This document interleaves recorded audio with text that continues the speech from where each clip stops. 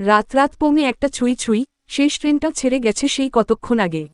ধরনের সব প্রাণী ঘুমে অচেতন। ঘড়ির কাঁটার টিকটিক আর কিছু অসুস্থ মানুষের গাঢ় নিঃশ্বাসের শব্দ।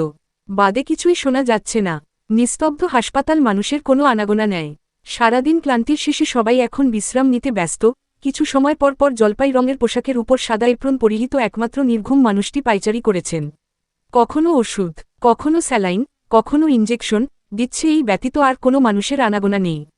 কর্নারের ভিআইপি ক্যাবিনে শুয়ে আছে লারা, এক হাত মাথার নিচে আরেক হাত চোখেরও পরে দিয়ে শুয়ে আছে। ছোট ছোট পায়ে রুমে প্রবেশ করে 69 বছরের একটা লোক। একটা পা ছোট, একটা পা বড়, তাই হাঁটতে একটু সমস্যা হয়। লোকটা এসে দাঁড়ায় লারার কাছে। সামনে দাঁড়িয়ে থাকা ব্যক্তিকে দেখে হেসে ওঠে। দুইজনে কথা বলতে ব্যস্ত। যেই বৃষ্টা দিয়েছি কাল পানিতে দিয়ে দিবে, তাহলেই হবে। ভিক্ষা করে খাইতে পারি, কিন্তু মানুষ মারা কামে টাকা বেশি দিতে হইব। পান খাওয়া দাঁতগুলো বের করে বলে উঠে রফিক মিয়া। ঠিক আছে, কাজ ভালো করে শেষ করতে পারলে তুমি 5 লাখ পাবে। পিছনের দিকে এগিয়ে লারা বলে, আনায়ার ভার্সিটির সামনে রফিক ভিক্ষা করে, মাঝে পানি বিক্রি করে। আনায়াকে মারার জন্য ভাড়া কর। এ কারছে লারা আর আনায়ার মা আমিনা বেগম দুইজনে এই লোকটাকে 5 লাখ টাকার বিনিময়ে ভাড়া করেছেন। বাহিরে কারো চিৎকারে দুইজনের ধ্যান ভাঙ্গে। ইয়ামিন আর রাতুল দাঁড়িয়ে আছে দরজার সামনে, তাদের পাশে দাঁড়িয়ে আছে হাসপাতালের কিছু মানুষ, ডাক্তার, নার্স। ভ্রু দুইটা আড়াআড়ি করে তাকিয়ে আছে তাদের পানে। রাতুল দাঁত কেলিয়ে দাঁড়িয়ে আছে, তার পাশে ইয়ামিন দাঁড়িয়ে আছে। এত রাতে পরপুরুষের সাথে ফস্টিনস্টি করছো, তাও আবার হাসপাতালে ছি। ইয়ামিন দরজার পাশে দাঁড়িয়ে থেকে বলে উঠে। ইয়ামিনের কথা শুনে লারা চেতে উঠে। কি বলতে চাচ্ছ? উনি আমার বাবার বয়সী। আজকাল মেয়েরা সুগার ডেডিই খুঁজে। রাতুল মুখ টিপে হেসে বলে। ইয়ামিন ভিতরে ঢুকতে ঢুকতে বলে, লুকিয়ে লাভ নেই শোনা, আমরা সব ভিডিও করেছি। ফোন থেকে একটা ভিডিও বের করে লারার সামনেট ধরে ডাক্তার সহ সবাই দেখে। এখনই এদেরকে বিয়ে দাও, নয়তো হাসপাতালের সম্মান যাবে। পাশ থেকে একজন বলে উঠে। রাগে হাঁসফাঁস করছে লারা। এই সব কিছু যে আবরারের কাজ, তার ভাবতে বেশি সময় লাগেনি। কটমট চোখে তাকিয়ে আছে দুইজনের দিকে। তার তাকানো দেখে রাতুল দাঁত কেলিয়ে দাঁড়িয়ে আছে। একটু পরপর জোরে জোরে হেসেও দিচ্ছে। পৃথিবী ক্লান্ত হয়ে গেলেও তার দাঁত কেলানি বন্ধ হবে না। হাসপাতালের ডাক্তার সহ সবাই বিয়ের জন্য তড়িগড়ি করছে। ঢাকা শহরের নামকরা আকার হাসপাতাল যদি রাতের ভিতর বিয়ে না দেয়, তাহলে হাসপাতালের নামে সকালে নিউজ বের হবে। তার উপরে চৌধুরী বাড়ির মেয়ে ইয়ামিন সবাইকে দাঁড় করিয়ে রেখেছে, নয়তো অনেকক্ষণ আগেই বিয়ে হয়ে যেত। চৌধুরী বাড়ি তো এ কার কল দিয়েছে তাদের সামনে এই বিয়ে পড়াবেন বলে জানিয়েছে ইয়ামিন। হালকা হেসে দাঁড়িয়ে আছে তার পাশেই হাসপাতালের বড় ডাক্তার মহসিন। দাঁড়িয়ে আছে চুপচাপ, অপেক্ষায় আছে চৌধুরী বাড়ির লোকেদের জন্য। চৌধুরী বাড়ির সবে মাত্র হাসপাতাল থেকে এসেছে সবাই। ক্লান্ত শরীরটা বিছানায় এলিয়ে দিয়েছে লীনা বেগম আর আজিম চৌধুরী। চোখ লেগে আসে দুইজনের। হাসপাতালের ডাক্তারের নাম্বারে কল আসায় চোখ খুলে আজিম চৌধুরী। নামটা দেখেই বুকটা ছ্যাত করে উঠে তাড়াহুড়া করে সহধর্মিনীকে ডাকে। ঘুম ঘুম চোখে তাকিয়ে আছে লীনা বেগম। কি হয়েছে বুঝার চেষ্টা করছে। ডাক্তার মহসিন কল দিয়েছে, ইমার্জেন্সি হাসপাতালে যেতে হবে। স্বামীর কথা শুনে লীনা বেগম কেঁদে উঠে। সে যে ভয়টা পেয়েছেন তাই হয়েছে না তো? আবার মাথা ঝাঁকুনি দেন না। না, এমন কিছু না। তড়িগড়ি করে দুইজনে বাসা থেকে বের হয়ে আসেন। বাসার জামা কাপড় যা পরনে ছিল তা পরেই বের হয়ে আসেন দুইজন। মাঝরাত শুনশান রাস্তা, মাঝে মাঝে কুকুর ডেকে উঠছে, ল্যাম্পগুলোর আলো নিভে আসছে মনে হচ্ছে। দুইজন মানুষ এলোমেলো পায়ে হেঁটেই চলেছে। দুশ্চিন্তায় বাসা থেকে গাড়ি আনতে ভুলে গিয়েছেন আজিম চৌধুরী। 10 মিনিট হাঁটার পর একটা অটো রিকশা পেলেন। তাড়াহুড়ো করে উঠে পড়লেন দুইজন। বুকে হাত গুজে দাঁড়িয়ে আছে ইয়ামিন, মুখের ভাব খুব সিরিয়াস। তার পাশেই দাঁত কেলিয়ে আকার চন্দ্রবিন্দু রিয়ে আছে রাতুল। তাদের দুইজনের সামনে বসে আছে লারা, দাঁতের উপর দাঁত ঘষে যাচ্ছে। নীরবতা পালন করছে সবাই বসে দাঁড়িয়ে। সকল নীরবতা ভেঙে লীনা বেগম আর আজিম চৌধুরী হুড়মুড়িয়ে প্রবেশ করেন। মেয়ে কে দেখে স্থির হলেন দুইজন। পরেক্ষণেই আশপাশে তাকান আজিম। ভ্রু দুইটা আড়াআড়ি করে তাকিয়ে আছে ডাক্তার মহসিনের দিকে।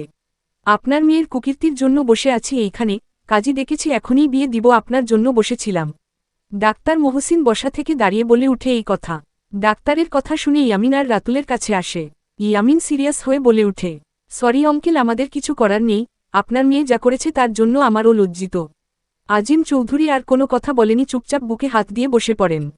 অপরদিকে লীনা বেগম অজরে কান্না করেই যাচ্ছেন। সব কিছু তাদের হাতের বাহিরে। এখন এইখানে এত মানুষ, সবার একমতো তাদের সাথে পেরে উঠবে না, তাই বিয়ে দিতেই রাজি হয়েছেন তারা। আজিম চৌধুরী দীর্ঘশ্বাস ছেড়ে বলে, আমার একটা মাত্র মেয়ে, তার বিয়ে হয়েছে কিনা 69 বছরের একটা লোকের সাথে, তাও ভিক্ষা করে। তার কথার পূরণ কেটে রাতুল বলে উঠে, আঙ্কেল ভিক্ষা করে অনেক টাকা ইনকাম করে পার ডে। আজিম চৌধুরীর কটমট করে তাকানো দেখে হেসে দেই রাতুল। বিয়ের কাজ শেষ, মেয়েকে বাড়িতে যেতে নিষেধ করেছ। এ কারণ আজিম মানসম্মান সব ধূলিসাৎ করে দিয়েছে। মেয়ে এই মেয়েকে সে কেন মতেই বাড়িতে জায়গা দিবে না বলেই বাড়ির দিকে পা বাড়াই আজিম। যাওয়ার আগে মেয়েকে কঠোরভাবে নিষেধ করে দিয়েছেন আজিম চৌধুরী। বাবা মার যাওয়ার দিকে তাকিয়ে চুল খামচে ধরে লারা। কি ভেবেছে আর কি হয়েছে? চুল খামচে নিচে বসে পড়ে। কেন পারছি না আমি আবরারের সাথে? আমি তো ওকে ভালোবাসতাম, ভালোবেসে পেতে চেয়েছি। উদ্ধৃতি চিহ্ন। ফোনের শব্দে উঠে দাঁড়াই, হাতে মোবাইল নিয়ে মেসেজ চেক করে। লারা বেবি 69 বছরের সুদর্শন যুবকের সাথে হেব্বি মানাবে, কংগ্রাচুলেশনস। আমি না করেছিলাম আমার প্রাণপাখির দিতে না তাকাতে, এর মাসুল তুমি মৃত্যুর আগ পর্যন্ত দিবি শালী। লারা কাপা কাপা হাতে টাইপ করে। এর থেকে ভালো তুমি আমাকে জানে মেরে ফেলতে।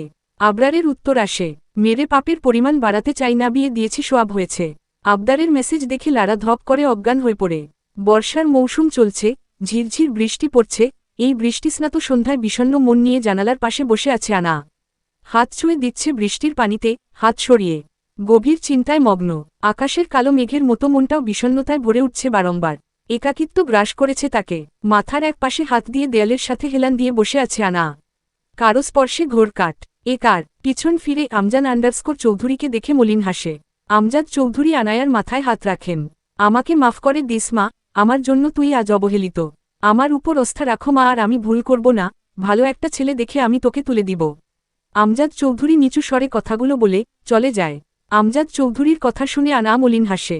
চুপচাপ আগের মতো বসে আছে আনা। 15 মিনিট পর হুড়মুড়িয়ে রুমে প্রবেশ করেই আমিন আর রাতুল। তাদের দুইজনকে দেখে ভ্রু কুচকে তাকিয়ে আছে আনা। আরে আম্মা, গরম খবর আছে। রাতুল আনায়ার পারে বসে শুধায়। আনা রাতুলের কথা শুনে জিজ্ঞাসু দৃষ্টিতে তাকিয়ে আছে। উদ্ধৃতি চিহ্ন। চিনি ছাড়া সর্বত্র 69 বছরের কাক্কুরে বিয়ে করেছে। ইয়ামিন বলে উঠে আনায়াকে। কে? আনা না বুঝার মতো করে বলে উঠে, আরে আম্মা, লারা কাল রফিক কাক্কুর সাথে কট খেয়ে বিয়ে করেছে। উদ্ধৃতি চিহ্ন। চোখ দুইটা বড় বড় করে তাকিয়ে আছে আনা। কি শুনল এইটা? যাক, ভালোই হয়েছে বলেই আনা উঠে পড়ে নিচে যায় আয়শা বেগমের কাছে সাহায্য করতে। ইয়ামিন আর রাতুলও বেরিয়ে পড়ে ছাতা মাথায় দিয়ে। মোজাদ চৌধুরী গম্ভীর মুখে বসে আছে রুমে, কিছু পেপার্স দেখছে অফিসের। মনোযোগ সহকারে পেপার্সগুলো দেখছে। হঠাৎ ফোনটা বেজে উঠাতেই ধ্যান ভাঙ্গে। ভ্রু কুচকে ফোনের দিকে তাকাই আমজাদ, ছেলের নাম্বার দেখে অবাক হয়। এই 9 বছরে একবারও তার ছেলে তার সাথে কথা বলেনি, আজ কল দিয়েছে দেখে কিছুটা অবাক হয়। তার সাথে ভালো লাগাও কাজ করে। কিছুক্ষণ সময় নিয়ে কলটা রিসিভ করে। নিজের বউয়ের প্রতি মায়া থাকলে মার বউয়ের বিয়ে দেওয়ার কথা চিন্তা করবা না। আমার বউকে আমার থেকে আলাদা করতে চাইলে আমি তোমাকে তোমার বউয়ের থেকে আলাদা করে দিব। উদ্ধৃতি চিহ্ন। গম্ভীর কণ্ঠে কথাগুলো বলেই কল কেটে দেই আবরার। ফোন হাতে নিয়ে হতভম্ব হয়ে বসে আছে আমজাদ চৌধুরী। কোনো কিছু বলার সুযোগ পর্যন্ত দেয়নি এই ছেলে। তাকে হুমকি দিল তার ছেলে ভেবে পাচ্ছে না। নীলক্ষেতের জিলেপি খেতে বের হয়েছে দুই বন্ধু, দোকান বন্ধ থাকা। দুইজন হতাশ হয়ে হাঁটছে। দুইজন এক ছাতার নিচে থাকায় দুইজনের বাম বাহু ভিজে যায়। আধ ঘণ্টা যাবৎ হেঁটেই চলেছে। জনশূন্য নীরব রাস্তা, কোনো গাড়ির আনাগোনা নেই বললেই চলে। 1-2টা গাড়ি, তাও যাত্রীসহ। দুইজন ছোট ছোট পায়ে আমিনা বেগমের বাড়ির সামনে আসেন। কলিং বেল চাপে 5 মিনিট পর আমিনা বেগম দরজা খুলে দাঁড়িয়ে আছে। ভ্রু দুইটা এক করে তাকিয়ে আছে ইয়ামিন আর রাতুলের পানে। ভদ্রমহিলা রেগে আছেন নাকি বুঝা যাচ্ছে না। এখানে কি? উদ্ধৃতি চিহ্ন। গম্ভীর কণ্ঠে বলে উঠে আমিনা বেগম, আসলে আন্টি থুক্কু আপু, আমরা বৃষ্টিতে ভিজে গিয়েছিল, যদি একটু জায়গা দিতেন নন, বৃষ্টি কমলেই চলে যাব। রাতুল অসহায় হয়ে বলে উঠে। রাতুলের কথা শুনে আমিনা ভ্রু কুচকে জিজ্ঞেস করে, আপু মানে?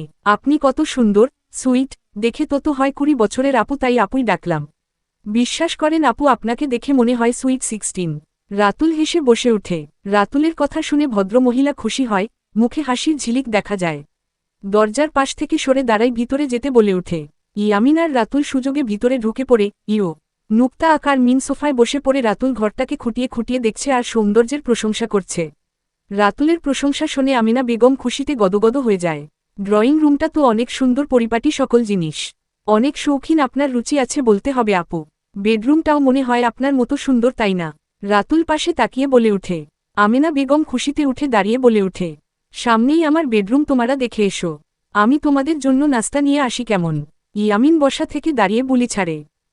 সালমান বাসায় নেই না, উনি একটা কাজে বের হয়েছে। আমিনা বেগম বলেই রান্নাঘরের দিকে পা বাড়ায়। ইয়ামিন আর রাতুল এই সুযোগে বেডরুমে আর বাথটবে তাদের কাজ শেষ করে ফেলে। মিনিট 10 পর আমিনা বেগমের আগমন ঘটে রুমে। আমিনা বেগমকে দেখে ইয়ামিন বলে উঠে, আপনার বাসাটা আপনার মতোই সুন্দর মিস আমিনা। আমিনা বেগম হেসে বলে, আমি মিসেস। উফসরি, আপনার সৌন্দর্যে আমি মুগ্ধ, তাই ভুলে যায় আপনি বিবাহিত। রাতুল ইয়ামিনের কথা শুনে মুখ টিপে হেসে ওঠে। যে কাজে এসেছে সেই কাজ শেষ, তাই তারা বের হওয়ার জন্য তড়িগড়ি করে। কিন্তু আমিনা বেগম ছাড়তে চাইছে না। হঠাৎ আবরারের কল আসতে ছেড়ে দেই আমিনা বেগম। লন্ডনের প্রাচীন শহর সিটি অফ লন্ডনের তার হাউস আবরার প্যালেসে বসে আছে আবরার আর অমি। আবরার ফোনের দিকে তাকিয়ে আছে। পাশেই অমি ল্যাপটপে কাজ করতে ব্যস্ত। আবরার মিটমিট করে হাসছে, পাশেই বসে আছে অমি। এতক্ষণ লক্ষ্য না করলেও এখন করছে, একটু পরপর হেসে উঠছে জোরে। কি দেখছিস? আমি গম্ভীর কণ্ঠে বলে উঠে। সালমানের রোমাঞ্চ। আবরার মুখটা গম্ভীর করে বলে উঠে, ভাই তুই তোর শাশুড়ির বেডরুমটাও ছাড়লি না। শাশুড়ির বেডরুমেও ক্যামেরা লাগিয়েছিস। সোহান রুমে প্রবেশ করতে করতে কথাটা বলে উঠে। উদ্ধৃতি চিহ্ন, আমার বউয়ের দিকে যে চোখ দিবে সেই চোখ আমি তুলে নিবে, সে হোক আমার বাপার বান্ধব। আবরার ফোনের দিকে দৃষ্টি রেখেই বলে উঠে। আবরারের কথা শুনে শোভানের ঘাড়ে কাটা দিয়ে ওঠে।